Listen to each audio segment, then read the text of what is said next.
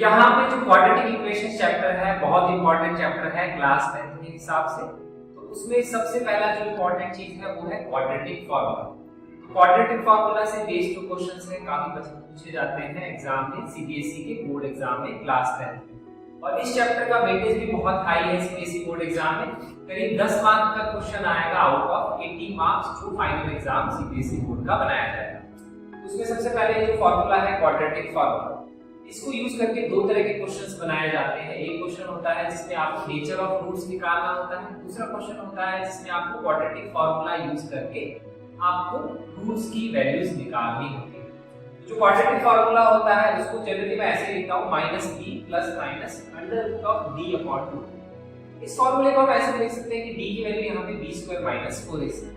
But मैं d जो है जिसको डिस्क्रिमिनेंट बोलते हैं उसको सेपरेटली इवैल्यूएट करते हैं, क्योंकि अगर इसमें मिस्टेक हो गई है और फार्मूला अगर आपने ये लिखा है तो आपको मार्क्स मिलेंगे।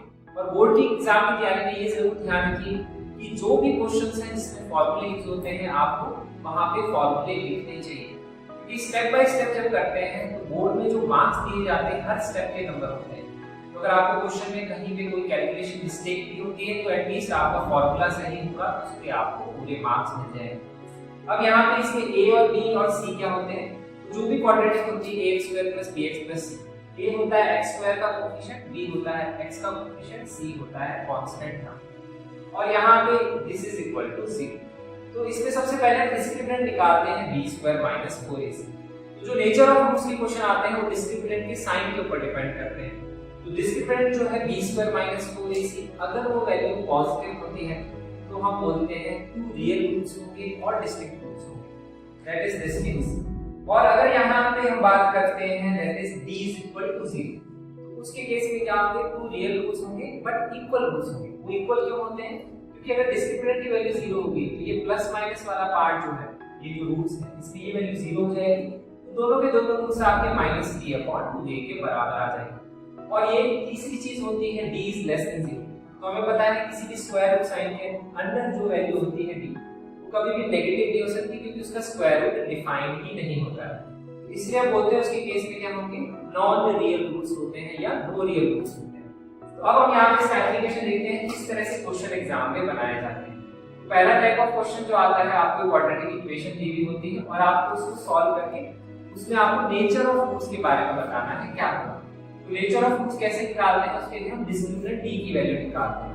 उसके लिए आपको सबसे पहले कोएफिशिएंट्स लिखने होते हैं। ये है x² का कोएफिशिएंट, वो है 2, और ये है x का कोएफिशिएंट। ध्यान ये रखना है इसमें साइन के साथ वैल्यू पुट करनी है, दैट इज -3। कांस्टेंट टर्म में जो आपको साइन के साथ पुट करना है -5। अगर आप नेगेटिव साइन नहीं लेंगे तो आपका आंसर गलत आ जाएगा, which is a very common mistake जो बहुत सारे स्टूडेंट्स एग्जाम में करते हैं। उसके बाद में आपको क्या करना है, डिस्क्रिमिनेंट की वैल्यू निकालनी है b² - 4ac। b अपना -3 है तो यहां -3 पुट करेंगे, -3 का स्क्वायर। तो और यहाँ पे a की वैल्यू 2 है और अब नेक्स्ट वैल्यू पुट करेंगे दैट इज c की वैल्यू। तो यहाँ पे ये जो c की वैल्यू अगर मैं नेगेटिव नहीं पुट करूंगा तो मेरा गलत आंसर आ जाएगा, क्योंकि यहाँ पे ये जो वैल्यू आएगी minus multiplied by minus, that is always positive. ये चीज का ध्यान रखना होता है, यही पे ज्यादातर स्टूडेंट्स मिस्टेक करते हैं नेचर ऑफ रूट के क्वेश्चन में। और कोई मिस्टेक नहीं होती, फार्मूला आप लगा लेंगे, a b c की वैल्यू अगर आपने गलत पुट कर दी, साइन के बिना पुट करी तो आपका आंसर गलत आएगा। तो ये हो जाएगा b² दैट इज 9, और क्योंकि माइनस का स्क्वायर प्लस ही होता है, और ये वैल्यू आ जाएगी प्लस में 40, क्योंकि माइनस माइनस प्लस हो जाएगा। तो ये वैल्यू आएगी 9 + 40 दैट इज 49। अब अगर क्वेश्चन आता है नेचर ऑफ रूट्स के ऊपर तो आपको सिर्फ डिस्क्रिमिनेंट की वैल्यू ही निकालनी होगी। एक बार अगर आपने डिस्क्रिमिनेंट की वैल्यू निकाली तो उसका साइन आप देख लीजिए बस क्या है। अगर साइन पॉजिटिव है इसका मतलब क्या है, दो रियल रूट्स होंगे और डिस्टिंक्ट रूट्स होंगे। तो इस तरह के क्वेश्चन ऑब्जेक्टिव में भी बनाए जा सकते हैं 1 मार्क के, जिसमें आपको सिर्फ डिस्क्रिमिनेंट के साइन के ऊपर कंडीशन पूछ सकते हैं कि टू रियल रूट्स की क्या कंडीशन होती है, डिस्टिंक्ट रूट्स की क्या कंडीशन होती है। तो यहाँ पे नेचर ऑफ रूट्स हम क्या लिखेंगे, final answer two real roots and distinct roots. अब अगर ये क्वेश्चन 1 नंबर या 2 नंबर या 3 नंबर का आता है, जैसे 2 नंबर का क्वेश्चन आएगा तो ध्यान रखिए, अगर आप फार्मूला लिखेंगे और ये वैल्यूज डिफाइन करते हैं, इसके बाद में अगर आपकी मिस्टेक होती है तो भी आपको 1 मार्क्स जरूर मिलेगा। तो इसी के स्टेप बाय स्टेप चलना जरूरी होता है, हमें स्टेप्स में ही बोर्ड में मार्क्स मिलते हैं, इसमें स्टेप वाइज मार्किंग। नेक्स्ट हम यहाँ पे इसमें जो क्वेश्चन आते हैं क्वाड्रेटिक फार्मूला में, आपको वहां पे रूट्स निकालने होते हैं यूजिंग क्वाड्रेटिक फार्मूला। ध्यान रखना इसमें 2 तरह के क्वेश्चन आते हैं, find roots using quadratic formula find roots using factorisation.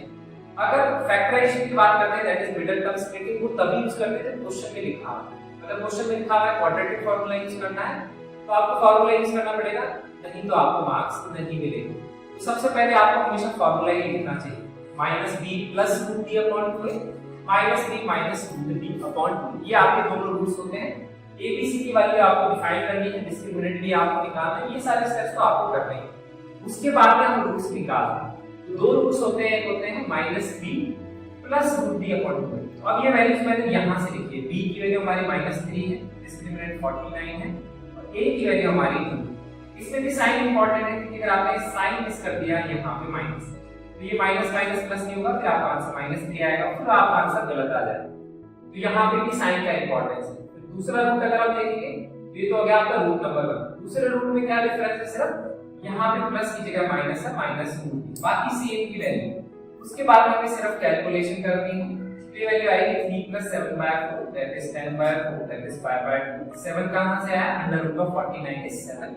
यहाँ पे आएगा 3 - 7/4, तो ये आएगा -4/4, क्योंकि √49 इज 7। तो ये वैल्यू आ जाएगी -1। तो this is a very important formula, quadratic formula, जिसको यूज किया जाता है क्वेश्चंस को सॉल्व करने के लिए ऑफ क्वाड्रेटिक इक्वेशंस।